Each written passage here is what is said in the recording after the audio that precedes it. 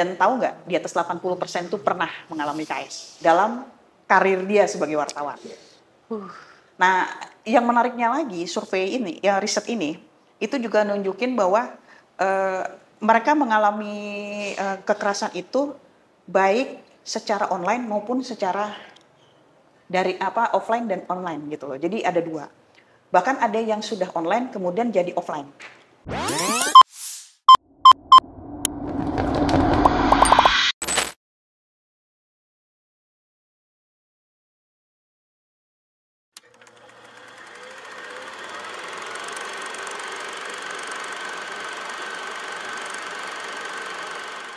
Dunia jurnalis Indonesia darurat kekerasan seksual. Hal ini membuat SOP pencegahan dan penanganan kekerasan seksual sangat diperlukan.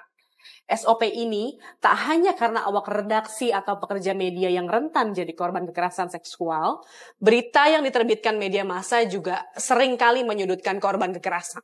Salah satu temuan Aliansi Jurnalis Independen menyatakan, media masih memproduksi pemberitaan yang tidak berperspektif korban. Hal itu tampak dalam penggunaan judul, pemilihan diksi, hingga isi yang bias. Tentu ketidakberpihakan ini membuat korban mengalami stigma ganda sebagai pemicu kekerasan seksual atau victim blaming. Kekerasan seksual itu juga termasuk yang dilakukan secara online atau kita kenal dengan sebutan KBGU. Menanggapi hal ini, Dewan Pers berkomitmen untuk membuat SOP pencegahan dan penanganan kekerasan seksual. Nani Afrida, Ketua Bidang Gender, Anak, dan Kelompok Marginal AJI Indonesia, turut terlibat dalam proses pembuatan SOP ini. Kita akan menutup series KBGO ini dengan mewawancarai Mbak Nani terkait proses pembuatan SOP dan perjuangan jurnalis menciptakan ruang aman. Seperti apa prosesnya? Mari kita temui Mbak Nani. Mbak Nani, apa kabar nih? Ya, baik. Makasih banyak ya Mbak, udah dikasih kesempatan untuk ngobrol-ngobrol. Mbak Nani, sebelum kita ngomongin SOP nih Mbak, boleh nggak sih Mbak kami tuh dikasih update apakah dunia jurnalistik kita nih, baik di ruang redaksi maupun produk jurnalistiknya itu ada perbaikan gitu. Maksudnya dalam artian, sudahkah lebih ramah ataukah masih sangat rentan tentang isu-isu perempuan, kekerasan, dan lain-lain, Mbak? Jadi sekitar 2 tahun yang lalu kan AJI itu melakukan survei riset terhadap jurnalis perempuan. Riset ini terinspirasi dengan banyaknya orang bilang tidak terjadi KS gitu dalam pekerjaan kita sebagai jurnalis perempuan. Jadi itu cuman mitos bisa dibilang karena nggak ada bukti ya.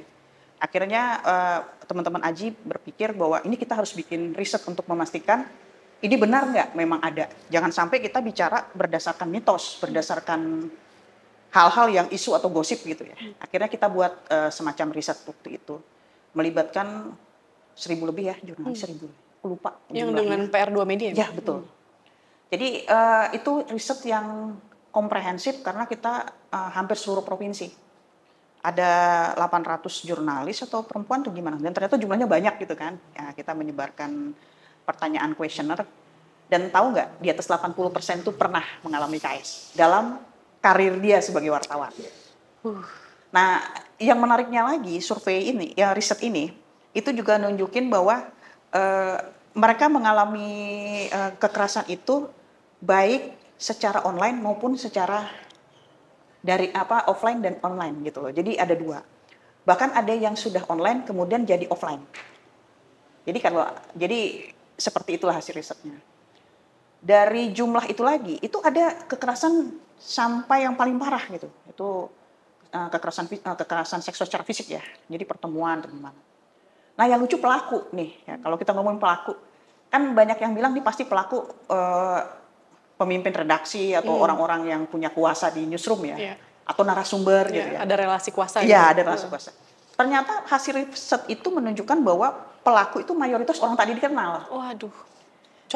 Contohnya, misalnya wartawan itu kan suka rame-rame ya. Iya. Misalnya liputannya rame-rame. Nah, kemudian ketika lagi liputan rame-rame ada yang colek, ada yang senggol, ada yang peluk, dan kita nggak tahu siapa orangnya gitu. Bahkan ada kejadian juga yang lebih parah itu di kawasan daerah Sulawesi ya, salah satu kawasan. teman kita wartawan perempuan itu naik motor, berhenti di pinggir jalan dia karena pulang malam.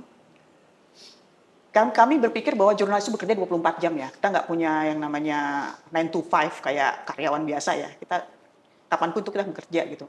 Dan ternyata dia dilakukan disenggol atau diamain gitu loh secara seksual ya oleh orang yang naik motor di sampingnya.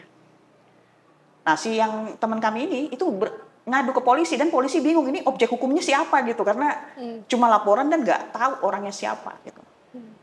Nah, itu contoh-contoh yang real ya. Nah, kita berpikir, wah ini berat ini kalau udah begini. Jadi sekarang kita nggak berdasarkan feeling aja untuk bicara memang ada kekerasan seksual untuk jurnalis perempuan, tapi memang ada buktinya. 80% lebih itu memang mengalami kekerasan seksual dan wujudnya itu bermacam-macam. Paling banyak itu body shaming. Body shaming online, body shaming secara offline. Itu ada. Nah, selain body shaming juga ada maksudnya kekerasan verbal ya. Nah, ya kita ngalamin itu di situ dan rata-rata jurnalis juga mengalami hal tersebut. Jadi itulah kondisi sekarang lah bisa dibilang. Berarti bisa dibilang meskipun apa ya Mbak, sudah cukup marak berita edukasi kekerasan seksual, tapi kenyataannya melalui AJI riset itu ternyata memang faktanya bahkan hampir 90% ya Mbak ya? Hampir 80 lebih. 80 lebih, 86 atau 87 ya Mbak ya? Berarti itu benar-benar real, kondisi real yang terjadi dan mayoritas memang perempuan nih Mbak, mengalami kekerasan itu seksual. risetnya untuk perempuan semua gitu lah. Untuk perempuan semua, sorry. Itu yang perempuan ya, belum lagi yang Belum lagi. Sengaja kita pisahin ya risetnya, kita fokus ke perempuan biar kita lihat. Kalau laki-laki sama perempuan mungkin nanti hasilnya akan nggak begitu. Kita menganggap perempuan tuh lebih rentan gitu loh, makanya kita prioritaskan dia gitu.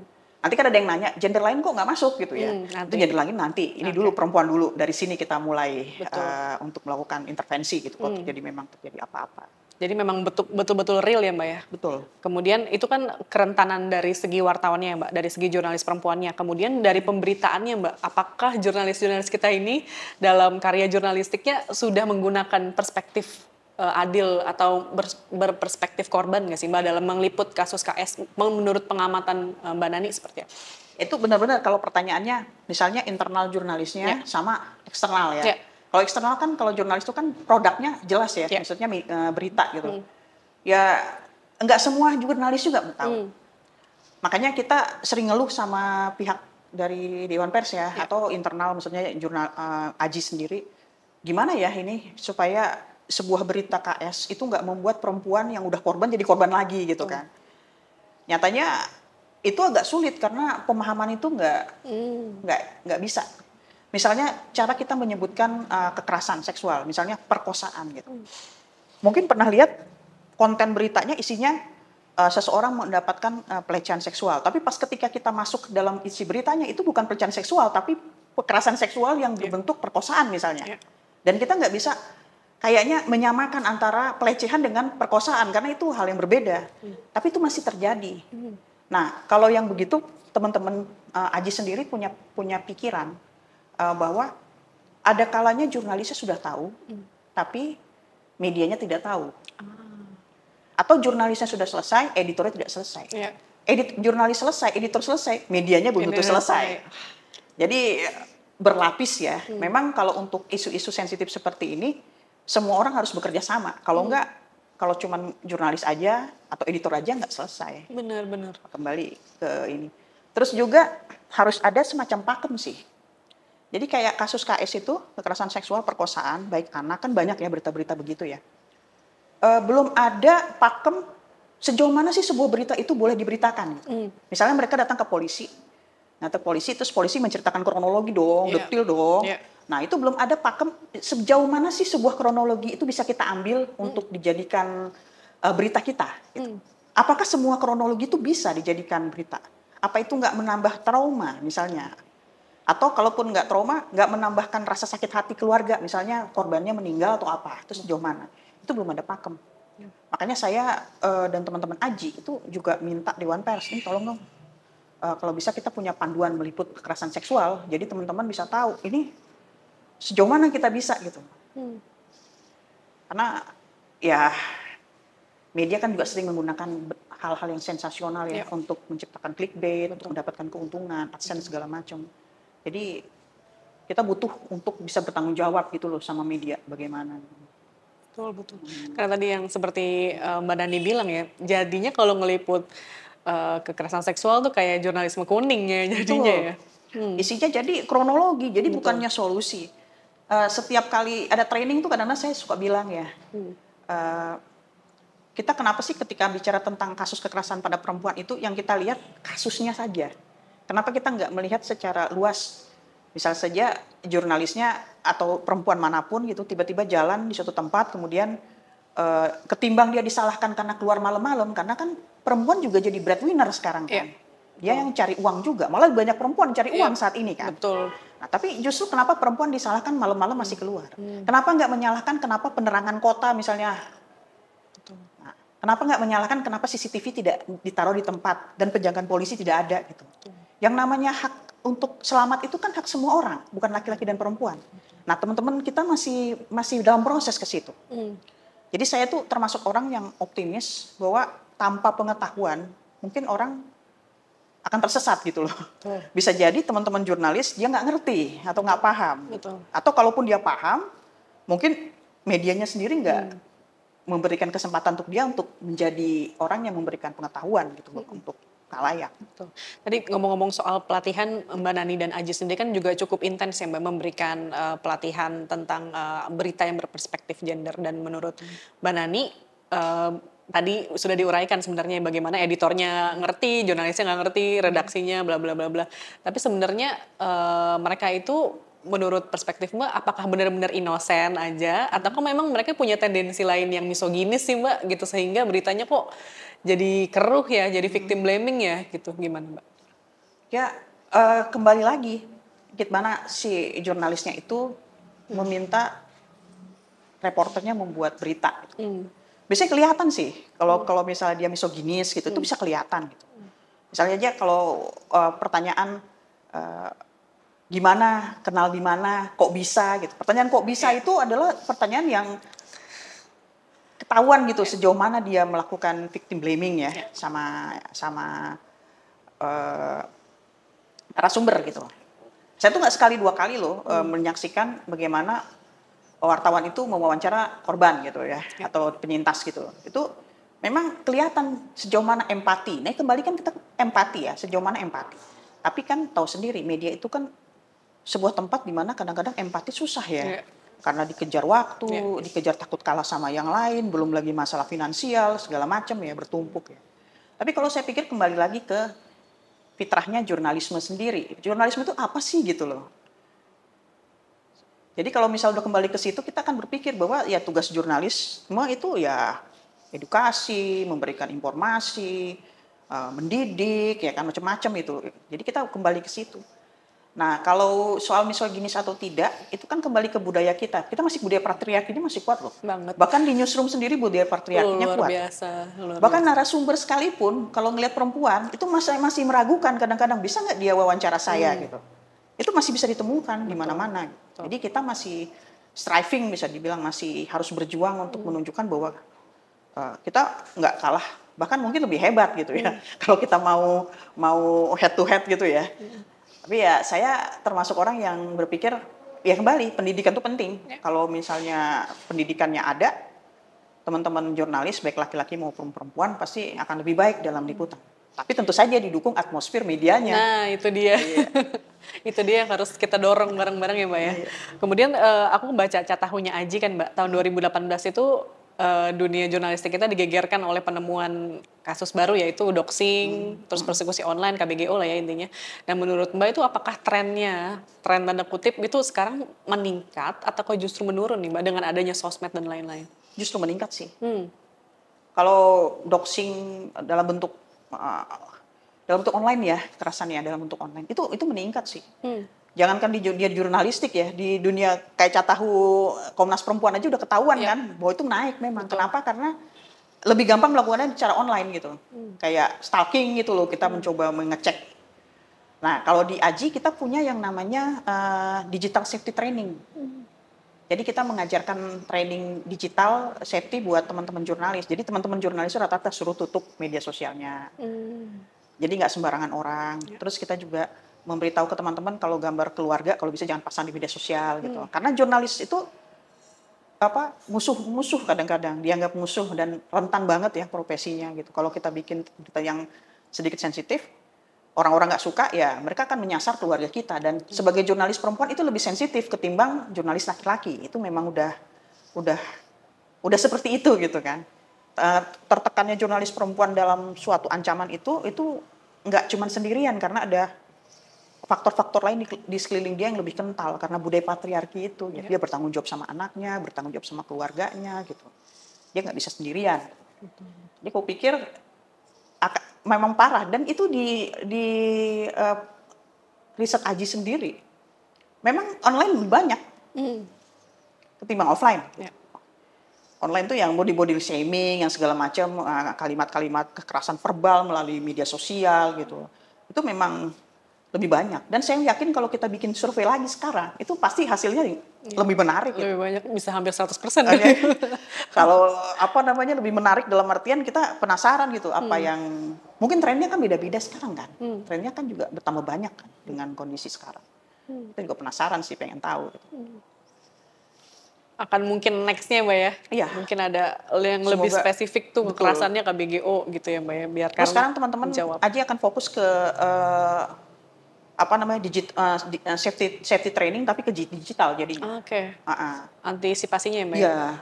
Jadi kita memastikan teman-teman wartawan perempuan terutama itu punya ilmu untuk itu, biar jadi preventif lebih baik sih daripada ya kan. Benar. Nah, aku cerita salah satu kekerasan digital itu satu teman ya, dia itu nulis tentang kasus pajak loh, yang orang pajak belum bayar pajak gitu. Ya, kan ada satu wartawan perempuan ya di situ. Iya. Nah, terus ada petinggi negara tuh yang komplain bilang, "Nih, si ini nulisnya begini nih wartawan Anda," gitu. Nah, ternyata para haters itu nyari dianya, si jurnalis ini. Dan setelah dicari, mulailah didoxing ya kan, media sosialnya segala macam. Sampai dia keluar, resign dari kantornya. Karena kantornya nggak memberikan proteksi untuk dia gitu kan. Dia keluar, dan ternyata berbuntut panjang, dia jadi susah untuk apply beasiswa misalnya, karena jejak digitalnya itu kemana-mana gitu. Padahal dia berpikir bahwa yang gue tulis ini benar gitu, yang aku tulis ini benar, ini kok jadi begini gitu ya. Salah satu yang terjadi, saya pikir kita butuh semacam kolaborasi juga sih untuk memulihkan nama temen ini gitu loh ya kan, karena jejak digital tuh kan nggak akan pernah bohong. Konon pula yang kekerasan seksual ya, kekerasan seksual tuh lumayan mengerikan ya, tapi saya belum dapat yang kayak model real ke jurnalisnya. Mereka cuma bilang di telepon atau kadang-kadang tiba-tiba dipanggil video call gitu ya. Tiba-tiba orang nggak pakai baju atau lagi ngapain, dan dia kebetulan buka juga, akhirnya itu dijadikan alat untuk pemerasan gitu. Kesannya dia video seks barengan, padahal sebenarnya dia baru buka doang gitu. Nah itu kita juga melakukan pelatihan untuk itu. Tapi kan pelatihan paling berapa wartawan sih? Kayak Aji nih ya. Aji itu cuma 1.800 loh anggotanya. Se-Indonesia? Se-Indonesia, 1.800. Dikit banget wartawan gitu. Wartawan perempuannya berapa? Kurang dari 30%. Ya ampun. Jadi kan sedikit ya.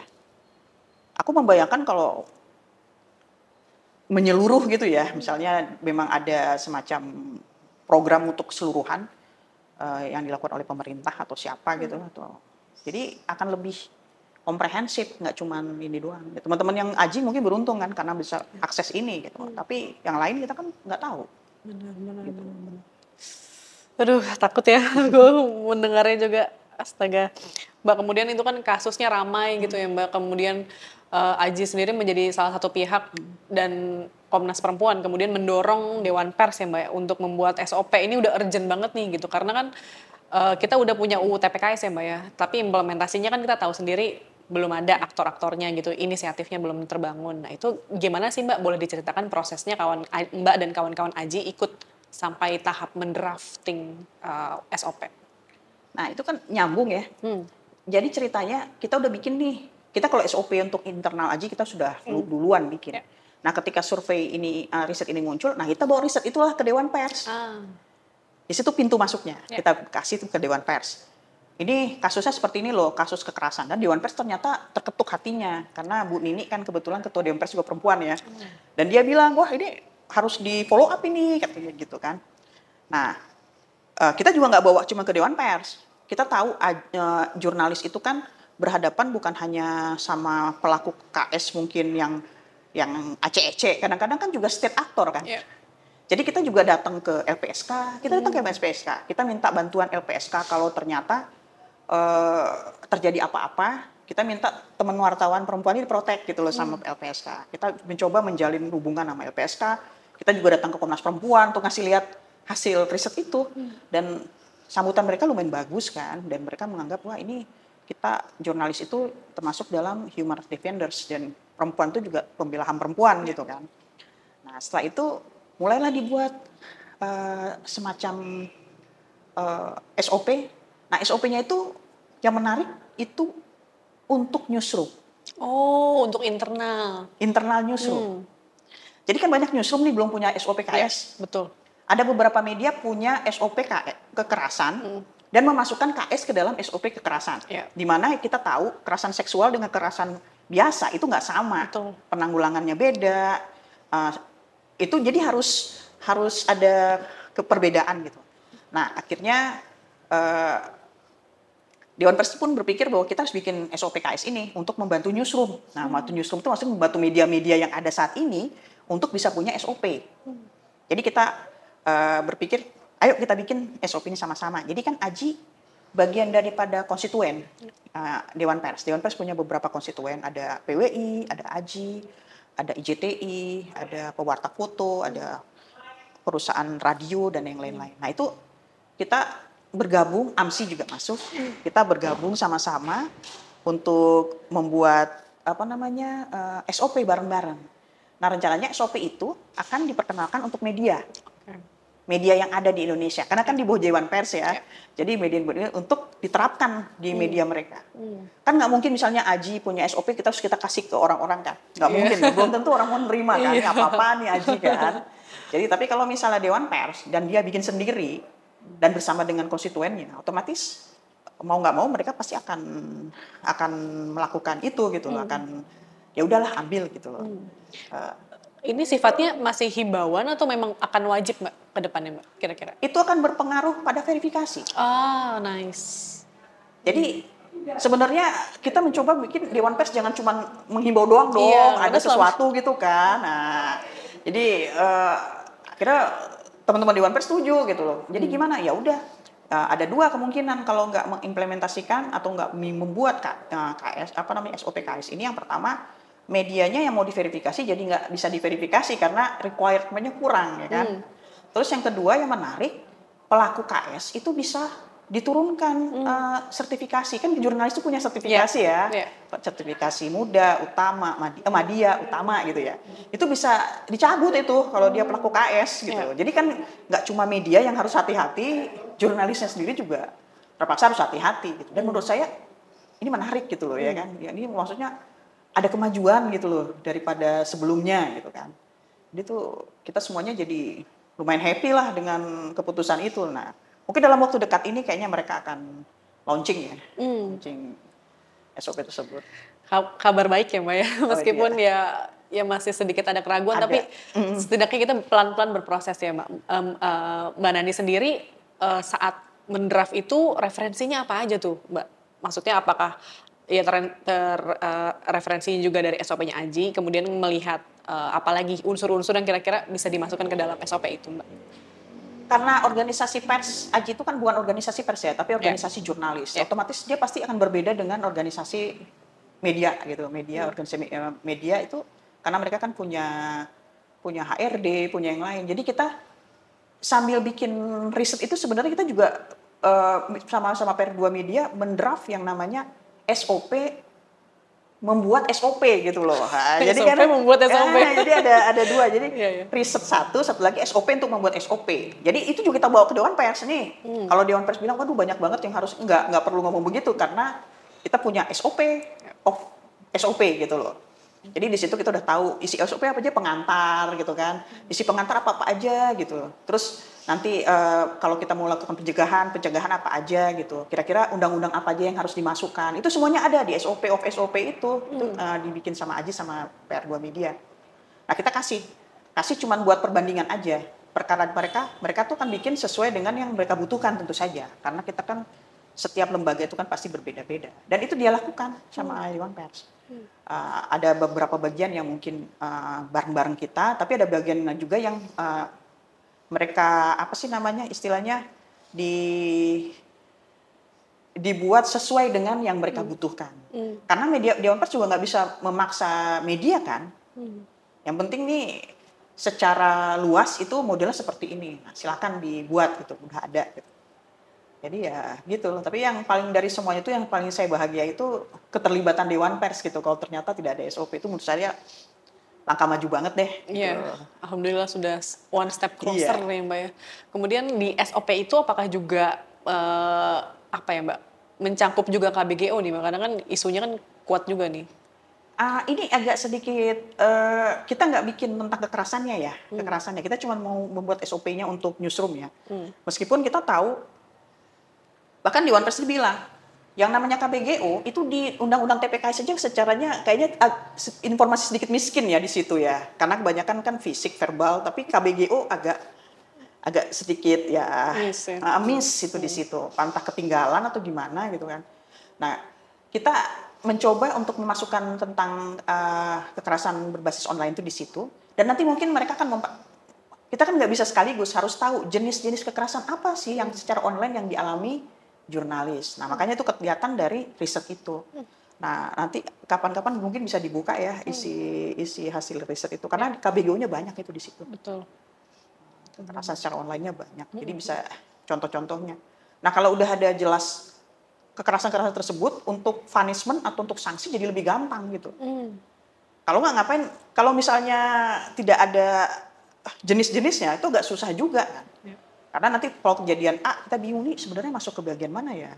Nah, memang teknis banget ya, tapi percaya deh, biarpun teknis kalau terjadi apa-apa di organisasi itu justru lebih ringan kita karena kita punya guidelines-nya gitu loh, nggak tangan kosong dan itu serempak guidelines-nya. Jadi kalau si A melakukan kesalahan akan diperlakukan sama seperti si B yang melakukan kesalahan.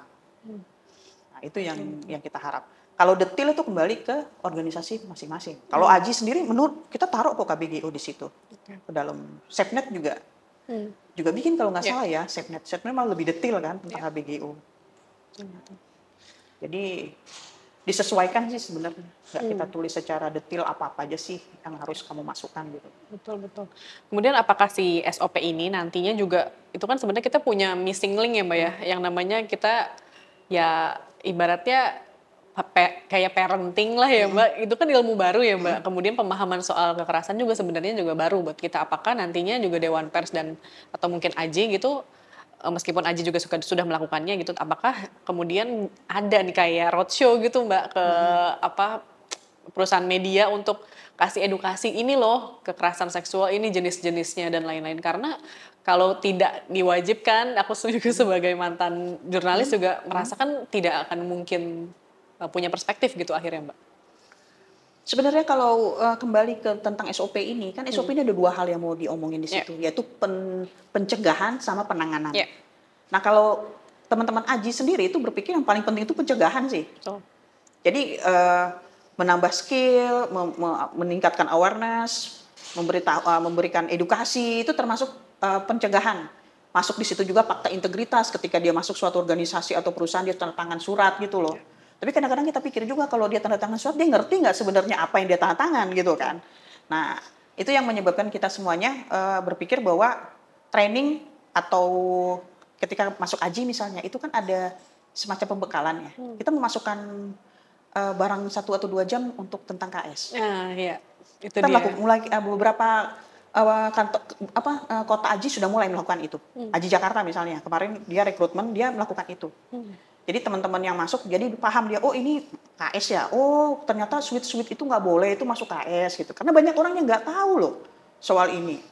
Jadi itu penting buat pembekalan. Dan kita juga di SOP Dewan Pers juga mengatakan bahwa yang paling penting itu adalah pencegahan. Karena kalau terjadi itu justru akan merepotkan. Gitu. Kasusnya merepotkan, lama, dan semua kasus KS itu kan nggak ada template-nya. Masing-masing beda-beda gitu loh. Jadi gimana kita mau nyelesain satu kasus kalau kita ternyata kasus ini beda, yang besoknya beda. Jadi lebih melelahkan. Betul. Jadi aku selalu mengingatkan juga buat teman-teman Aji Kota sih, tolong ya jangan terjadi KS ya, karena pasti repot gitu loh. Tapi kan ada juga yang mungkin terjadi dan memang harus diselesaikan. Makanya pencegahan tuh paling pertama yang penting.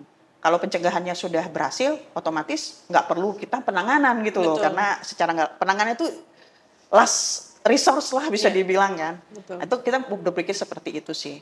Jadi ada beberapa tempat gitu kayak kemarin di Kemendikbud juga mulai bicara tentang Permendikbud itu ya, Mbak? mereka kan udah punya. Tapi itu Kemendikbud ini menarik ya, karena mereka nggak cuma ngomongin KS, tapi mereka ngomongin bully juga, intoleransi juga gitu kan. Itu kan masuk dalam kekerasan sih sebenarnya. Nah, itu yang kita bicarakan gitu, dan itu memang kontekstual. Tapi kalau di AJI kita lebih fokus ke KS dan itu pisah dari kekerasan lain. Kita juga punya kok ini untuk kekerasan fisik ya, karena kan liputan tuh juga banyak yang itu. Tapi KS itu memang spesial sih, karena memang tidak bisa disamakan dengan kekerasan lain. Betul. Nah, jadi fokusnya kita pencegahan. Ya, jangan sampai amit-amit terjadi, meskipun ya kenyataannya tadi menurut risetnya Aji dan PR2 Media hampir 90%. Dan nggak ada yang ngomong ya. Dan nggak ada yang ngomong. Dan bukannya balik lagi jangan nyalahin kita yang sebagai korban ya Mbak. Tapi karena mau speak up pun ruangnya nggak aman. Kita yang disalahin. Jadi ya udahlah diem aja deh gitu ya Mbak. Padahal di Undang-Undang PKS itu ada loh proteksi untuk korban. Bahwa korban nggak akan dituntut, korban nggak akan banyak di situ. Tapi banyak orang yang nggak tahu juga. Dan tetap aja pakai Undang-Undang ITE gitu loh. Nah itu yang membuat orang jadi lelah gitu kan. Padahal sebenarnya nggak seperti itu. Betul. Kalau saya sih emang kembali ke meningkatkan awareness skill dan kesadarannya banget, supaya jangan melakukan KS lah kalau di organisasi. Paling dimanapun sih adil dalam pikiran gitu. Iya, makanya karena bicaranya konteksnya Aji gitu ya, karena kita kan tahu orang tak dari mana-mana aja jadi wartawan gitu kan, dan belum tentu mereka paham ini kekerasan yang nggak boleh dilakukan gitu. Ya, kemudian Mbak ini kan memang belum launching ya Mbak ya SOP-nya, tapi Mbak sendiri kan di Aji juga membantu membuat drafting SOP ini sendiri Mbak. Ada nggak sih Mbak pernah melihat respons dari perusahaan media itu seperti apa sih dengan adanya SOP ini? Apakah mungkin jadi apa sih ribet gini? Apakah justru mendukung gitu Mbak? Itu di dalam SOP of SOP itu juga kita melakukan survei juga, meriset terhadap 10 media. Apa sih pendapat mereka tentang SOP KS? Untuk media besar, mereka menganggap, kita udah punya SOP kekerasan. KS itu masuk dalam SOP kekerasan. Buat apa lagi kita punya? Untuk media kecil, SDM kami kurang. Siapa nanti yang ngurus? Selain SDM kurang, skill juga nggak tahu sejauh mana sih KS itu bagaimana. Atau ada yang bilang, kita nggak punya uang. Jangankan untuk ngurusin beginian, untuk gaji karyawan aja susah gitu. Ada beberapa lah yang di situ. Nah, kita mencoba mencarikan jalan keluar gitu. Misalnya aja kayak yang nggak punya SDM. Nah, kita bicara kenapa mereka nggak kolaborasi dengan organisasi perempuan yang ada di daerah mereka gitu kan. Nah, kayak Aji sendiri, kita bukan organisasi yang uangnya banyak gitu. Jadi ketika ada yang kasus KS, kita membutuhkan bantuan psikologi, psikolog atau apa, kita minta bantuan dengan beberapa organisasi yang kita jalin kerjasama gitu. Nah, kita melakukan itu. Bahkan di SOPKS Aji sendiri itu ada semacam daftar lembaga-lembaga mana aja sih yang bisa kita bekerja sama gitu. Jadi secara pro bono tentu saja dia mungkin peduli sama kita sebagai perempuan pembela HAM, jadi saling membantu gitu kan untuk itu. Nah, ada juga sih organisasi yang ngomong gitu, misalnya ngomong, tolong dong bantu kami juga mau bikin SOP, apa aja sih yang harus kami lakukan, terus kira-kira tantangannya di mana aja, itu juga ada. Ada beberapa media yang kebetulan dibantu sama Aji gitu loh ketika bikin SOP. Kita bantuin gitu mereka. Itu saja sesuai dengan karakteristik dari media tersebut gitu kan. Sampai saya sempat ngomong, ini yang berlaku KS ini siapa aja, yang berlaku SOP ini siapa aja. kan media kan punya freelance kan. Itu Iya. freelance ini gimana? Betul. Berlaku nggak? Nah, itu ada pertanyaan-pertanyaan seperti itu gitu loh. Terus kayak pertanyaan, misalnya korban punya masalah A misalnya. Nah, terus tiba-tiba dia jadi korban KS. Mana duluan kasus yang harus diselesaikan? Yang KS dulu atau yang sudah duluan bermasalah gitu? Itu juga banyak sekali loh itunya perintilan aksesorisnya untuk isu-isu seperti ini. Jadi kita berpikir bahwa yang paling penting itu intensi dari medianya. Gitu. Ada juga media yang peduli banget dan bahkan dia ketika mengontrak orang pakai kontrak itu di kontrak juga ada tulisan bahwa tidak boleh melakukan KS. Itu juga ada. Hebat. Kalau Aji misalnya dalam kontraknya misalnya kerja sama siapa itu juga ada. Gitu. Jadi kita betul-betul mengimplementasikan itu di mana-mana gitu. Karena semacam preventif kan kalau yang begitu kan. Betul. Daripada terjadi ya preventif gitu. Tapi responnya macam-macam sih tergantung gitu. Jadi ada juga yang perusahaan yang menganggap bahwa KS ini SOP KS ini urusannya HRD. Iya kan? Terus ada juga yang berpikir bahwa kalau ternyata pelakunya misalnya Pemret itu bagaimana? Siapa yang bertanggung jawab gitu kan? Nah, itu juga hal-hal yang sebenarnya menurut saya tuh harus diselesaikan pelan-pelan. Termasuk melibatkan tim independen dari luar. Iya, ya. betul. Jadi banyak lobang tapi banyak juga cara untuk nutup lobang sih sebenarnya. Betul. Cuman sejauh mana intensi kita? Balik lagi itu intensi jadinya. Ya. Jadi sebenarnya nggak ada alasan ya Mbak, tadi nggak punya sumber daya manusia, nggak punya uang, asal si merekanya punya perspektif, ya bisa aja kerja sama Aji juga linknya kan banyak ya Mbak, Dewan Pers juga bisa. Iya bisa, kerja sama siapa aja, bisa kerja sama Komnas Perempuan, mereka pasti mau bantu, atau aktivis perempuan gitu. Mereka pasti akan bantu, selama ada intensi atau keinginan. Masalahnya ada enggak? Ya itu dia, harus dipertanyakan itu Mbak. Saya juga berpikir ini kan belum launching nih, jadi saya belum bisa memprediksi ini gimana nantinya setelah launching gitu. Mungkin kalau udah selesai di launching, baru kita tahu komentar. Karena ada AMSI kan bagian daripada konstituen ya, dan dia pasti juga dia setuju dan dia juga mendraft juga gitu loh. Saya pikir ada bantuan dari AMSI juga nanti untuk menyadarkan teman-teman media gitu loh bahwa ini memang harus ada gitu. Jadi nggak ibaratnya Dewan Pers, Aji gitu-gitu nggak melulu membuat regulasi gitu ya Mbak ya, nggak melulu mengharuskan, tapi juga bisa jadi support system ya maksudnya.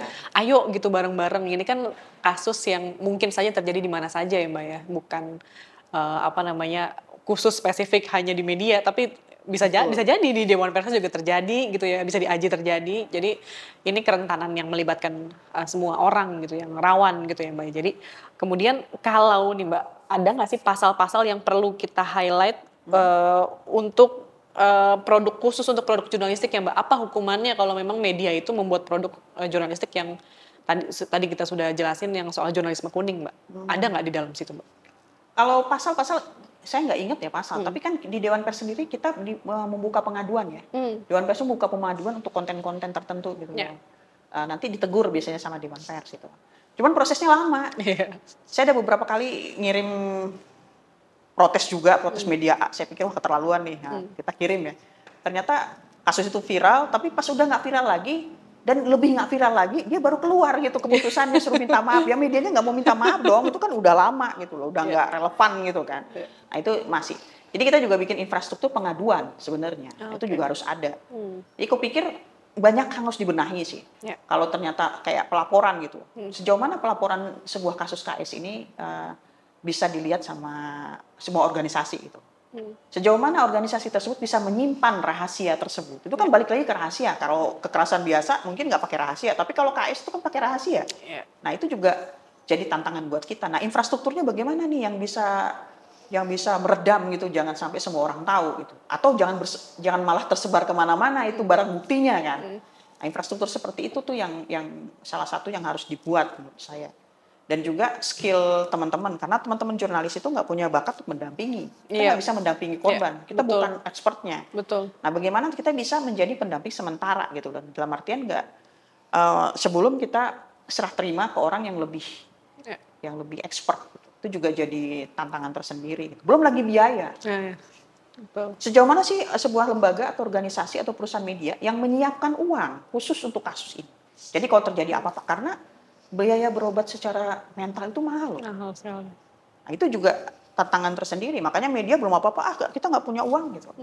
Jangankan ini, gaji karyawan aja nih udah 2 bulan nggak bayar gitu. Misalnya gitu kan. Nah itu kembali lagi ke intensi dan sumber daya jadinya. Tapi saya pikir kalau intensinya ada dan mereka lebih kuat dalam bidang pencegahan, aku rasa nggak perlu sampai harus lari ke penindakan kan. Betul. Atau penyelesaian gitu. Betul. Kembali lagi sih. Betul. Kadang kan sendiri juga BPJS kan sebenarnya mengakomodir Betul. psikolog ya Mbak ya, bisa aja kan link and match sama mereka gitu, tergantung balik lagi niat nggak? Iya. Niat lagi. Terus penyakitnya lagi banyak psikolog yang nggak selesai masalah perempuan. Nah, itu ada lain juga lagi. Jadi psikolog yang tidak kalau berperspektif. dia udah ngobrol, tiba-tiba kamu sih. Ya, itu dia. Kalau Victim ngomong blaming begitu, juga. yang mau berkonsultasi juga langsung udahlah. males kan. Udahlah. Makanya itu harus masuk bahwa kita punya list sendiri berapa sih orang-orang psikolog yang bisa jadikan teman dan aliansi kita gitu loh. Jangan sampai malah ke psikolog bukannya malah bener jadi tambah stres kan. Betul. Karena itu beneran real terjadi ya Mbak. Maksudnya temanku juga pernah ngalamin malah di-judge gitu. Terus mereka sendiri juga nyalahin kode etik mereka sendiri kan sebenarnya kan. Jadi lebih baik mundur akhirnya jadi cerita ke teman. Makanya mungkin yang tadi ya Mbak, selemah-lemahnya iman jangan ngejudge lah ya kalau misalnya amit-amit ada kawan kita yang sama jurnalis mengalami itu ya Mbak. Seenggaknya jadi ruang aman dulu gitu ya Mbak ya. Sebelum nantinya kita alihkan gitu ke memang seperti LBH Apik gitu yang khusus untuk perempuan ya Mbak. Oke, kemudian terakhir nih Mbak, mungkin closing statement dari Mbak sebagai perempuan, Mbak Nani sebagai perempuan dan kemudian sebagai jurnalis, apa sih yang bisa kita lakukan Mbak? Selemah-lemahnya iman, apa sih yang bisa kita lakukan tadi? Mungkin tadi juga masuk aji gitu ya, seenggaknya punya support system, punya pengetahuan, difasilitasi pengetahuan dan lain-lain. Dan kemudian bagaimana meskipun kitanya sudah tercerahkan, tapi lingkungan kerja kita tidak tercerahkan gitu, redaksi produk jurnalistik kita juga masih misoginis seperti itu. Bagaimana nih Mbak, apakah rasanya kita seperti berjuang sendiri gitu? Mungkin Mbak punya pengalaman sendiri mungkin di awal-awal sebelum memahami isu tentang kekerasan seksual ini Mbak. Karena sebagai koordinator divisi gender itu saya nggak sering sih, beberapa kali itu ada teman-teman daerah tuh yang nelpon gitu. Mbak, aku kayaknya jadi korban KS nih. Gitu. Biasanya aku nggak langsung ngomong macam-macam, aku cuma nanya, kamu bisa cerita gitu, misalnya dia cerita, dan biasanya sambil nangis-nangis atau segala macam. Pertanyaanku selanjutnya, kamu maunya apa? Aku kembali ke dia. Gitu. Dan rata-rata mereka ngomong, aku cuma mau cerita aja Mbak, aku nggak mau itu dijadikan dilapor atau dicatat. Tapi kan aku harus nyatet bahwa itu telah terjadi. Tapi jangan ditulis namaku ya, mereka pada khawatir. Atau ada juga yang cerita panjang lebar sambil nangis-nangis. Kemudian dia bilang katanya kalau orang tahu nanti dia nggak boleh jadi wartawan lagi, gitu kan? Karena suaminya dari awal sudah menahan dia tidak boleh untuk jadi wartawan. Itu semua cerita itu biasanya kita dengarkan dan kita catat gitu. Dalam artian untuk mendata kita loh, ini ada kasus-kasus masuk gitu. Karena di SOPKS kami di AJI cerita aja itu udah masuk laporan sih sebenarnya, ya kan? Nah, kita itu menerima laporan tuh nggak cuma pakai kertas harus begini begitu, tetapi dia cerita aja sama kita udah masuk laporan. Aku pikir itu bagian dari super system sih sebenarnya, bahwa mendengar dan dengan menanyakan, kemudian juga kita update dia terus setelah kejadian itu bagaimana kondisi dia, apa yang dia butuhkan, itu udah termasuk super system. Dan kita di AJI itu mencoba menyelesaikan super system seperti itu. Yang jadi masalah kadang-kadang kasusnya kan macam-macam dan berlayer-layer gitu loh. Itu juga tantangan tersendiri buat kita yang bisa dibilang sangat newbie ya. Kita AJI itu bukan kayak LBH Apik yang udah ahli gitu kan. Kita juga masih meraba-raba nih ke arah mana gitu. Bukan organisasi pendampingan. Bukan, kita sibuk sama ini, tiba-tiba ada kasus seperti ini lah. Itu udah tantangan banget gitu. Tapi saya pikir yang harus kita lakukan tuh memang mendukung ya. Mendukung teman-teman yang kebetulan jadi korban. Cara mendukung itu macam-macam gitu. Ada mendukung karena sesuai dengan KS-nya, sesuai dengan SOP kita gitu loh. Jadi nggak bisa juga kita ada banyak kasus, kita nggak bisa dalam artian menyelesaikan kasus tersebut. Kita butuh dukungan dari banyak lembaga gitu loh untuk menyelesaikan kasus. Ada juga kasus-kasus di AJI yang mungkin agak sulit untuk diselesaikan karena faktor eksternal gitu loh, atau pelakunya udah nggak tahu di mana gitu loh ya kan, itu ada. Jadi kita mencoba belajar dari pengalaman gitu loh. Kita bikin SOP itu sambil belajar dari sebelumnya, kasus-kasus sebelumnya gitu. Supaya kalau dibilang sempurna, itu nggak akan pernah sempurna suatu SOP itu. Tetapi kita percaya kalau kita mulai kapan lagi gitu loh. Nanti perfection itu akan muncul berjalan waktu gitu loh. Nggak mungkin perfection dari awal, itu nggak mungkin banget gitu. Nah, selain support system yang harus ada, itu juga ini ya, apa namanya, kejelasan waktu sih sebenarnya. Dalam satu hal kasus KS itu kan banyak kasus yang tidak jelas timingnya gitu. Dalam artian waktu terlalu lama untuk dia menunggu. Itu jadi tantangan juga sih. Gitu.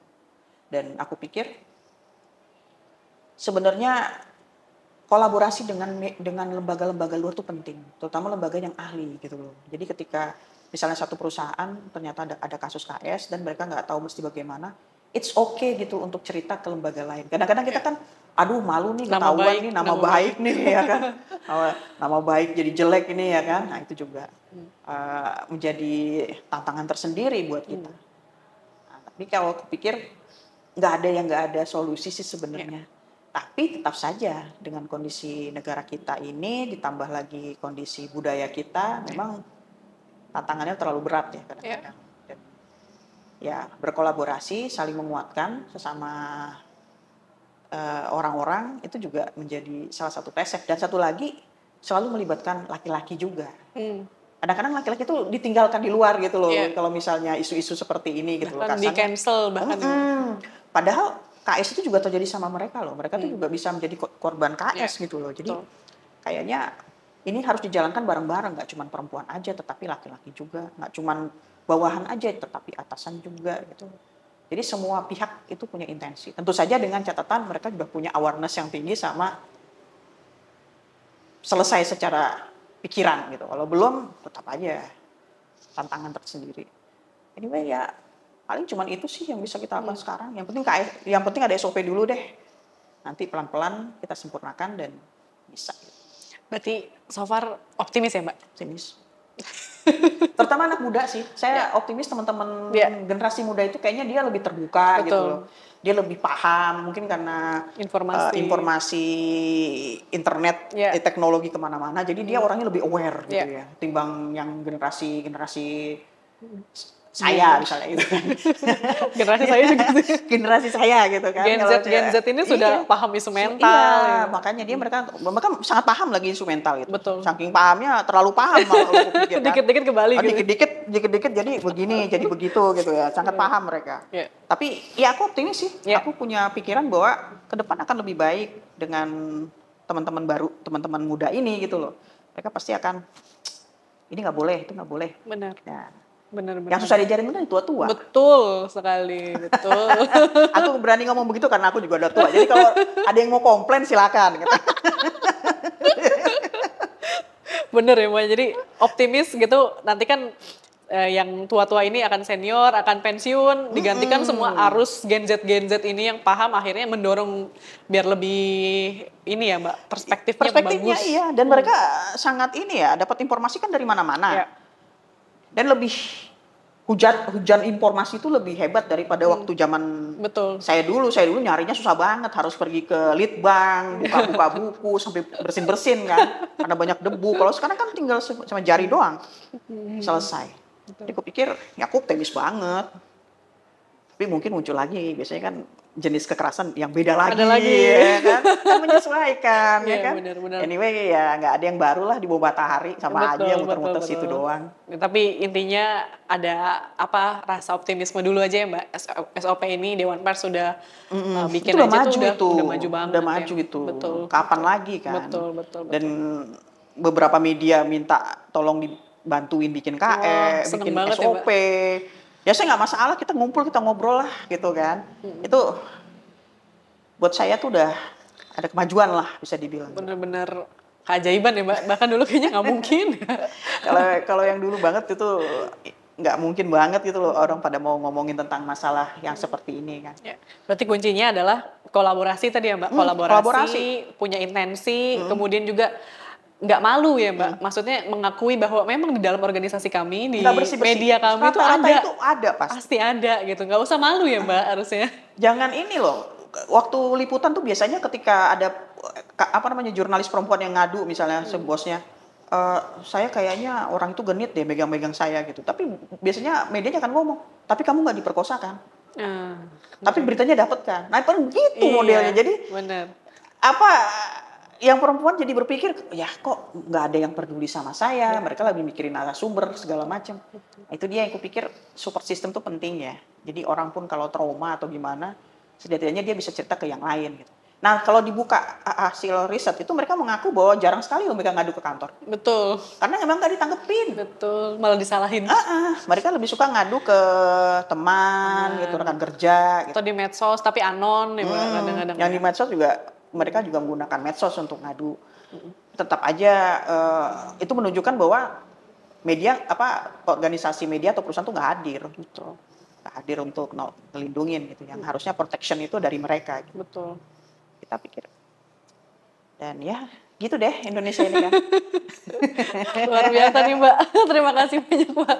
Insight-insightnya tadi luar biasa dan setidaknya kita masih punya harapan ya Mbak dengan adanya ini, dengan adanya Aji. Harus punya harapan dong. Masa pesimis mulu? Kadang-kadang kan ya saya resign gitu.